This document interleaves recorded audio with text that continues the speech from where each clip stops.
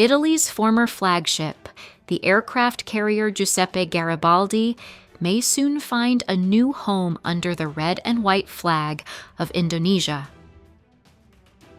After more than 4 decades of service in the Mediterranean, the ship that once symbolized Italy's entry into the modern carrier age could become the most visible expression of Jakarta's naval ambition. The Indonesian parliament has reportedly approved a loan worth $450 million United States dollars to finance the purchase and refit of the vessel, potentially transforming the Garibaldi into a helicopter and drone carrier. Behind the headlines, however, this deal is far more than a transfer of an aging warship. It represents a complex convergence of industrial interests, strategic symbolism, and the balance of power from the Mediterranean to the Indo-Pacific. When Giuseppe Garibaldi entered service in the early 1980s, it was a revolutionary concept for a European navy. Displacing around 14,000 tons, equipped with Harrier AV-8B jump jets, and operating as the first true vertical and short takeoff and landing carrier in continental Europe, it defined Italy's naval prestige for a generation. Garibaldi served as flagship through the Cold War and participated in operations off the Balkans, the Indian Ocean, and Libya. When the larger carrier Cavour entered service, and later the amphibious assault ship Trieste, Garibaldi was gradually retired. Its hull, however, remained structurally sound, its flight deck still capable of supporting rotary and unmanned aircraft. Italy found itself in possession of a relic that was too symbolic to scrap, but too costly to maintain idle. For Indonesia, the appeal is clear. Jakarta has been seeking to expand its maritime reach under the Blue Water Nusantara 2050 doctrine, a national roadmap designed to transform the archipelagic state into a regional sea power. The Indonesian Navy's current major vessels, primarily the Makassar-class landing platform docks and a handful of light frigates, lack the ability to project air power at sea.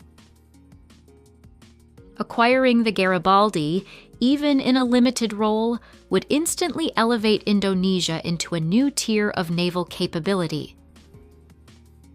It would also be a psychological milestone, the first true carrier in Southeast Asia since Thailand's Chakri Naruebet, which has long been reduced to ceremonial service. For Jakarta, the vessel is not only about warfare, it is about prestige, deterrence, and political signaling. Indonesia's defense industry already maintains cooperation with Italy. Fincantieri and PT PAL have been working together on the transfer of technology related to FREM-class frigates. That partnership provides a practical framework for the Garibaldi's refit. Early reports suggest that Fincantieri engineers have proposed a conversion focused on helicopter and drone operations, removing the ski jump ramp and expanding the deck for unmanned aerial vehicles such as the Turkish-made Bayraktar TB3. While the ship would never regain the fast jet role it once held, it could serve as a floating testbed for Indonesia's emerging drone doctrine, combining surveillance, strike, and amphibious support. From Italy's perspective, the transaction makes political and economic sense. Disposing of a retired carrier reduces maintenance costs and allows Rome to rechannel funds toward the future Project Minerva nuclear carrier research program. More importantly, it allows Fincantieri to open a new export front in Southeast Asia, a region where Chinese and South Korean shipbuilders have dominated naval sales for over a decade. Selling Garibaldi is a form of industrial diplomacy. It projects Italy's image as a reliable security partner while aligning with the European Union's Global Gateway Initiative, Brussels' counterweight to China's Belt and Road. By assisting Indonesia in modernizing its navy, Rome quietly inserts European influence into an area where Beijing has built its own naval logistics network, stretching from Myanmar to the Indian Ocean. The technical side of the deal is challenging, but not impossible. Garibaldi's propulsion system, sensors, and command suite are outdated, and the cost of modernization could easily consume 1/3 of the total contract value, around $150 million United States dollars. Yet its hull design remains robust enough for a lighter aviation role. Indonesia would need to invest heavily in training, maintenance facilities, and carrier operation doctrines, areas in which Italy and possibly Turkey could provide assistance.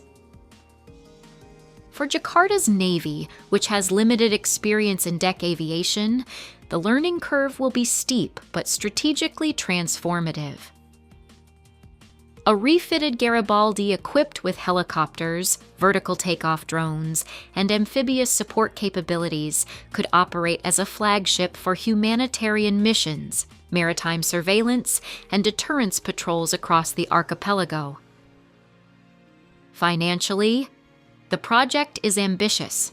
$450 million United States dollars is roughly 1/5 of Indonesia's annual defense procurement budget for 2025.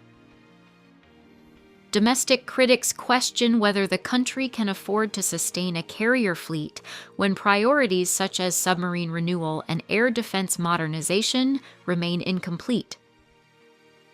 Nevertheless, the political payoff may outweigh the cost. The acquisition would solidify Indonesia's self-image as a major maritime nation at the heart of the Indo-Pacific.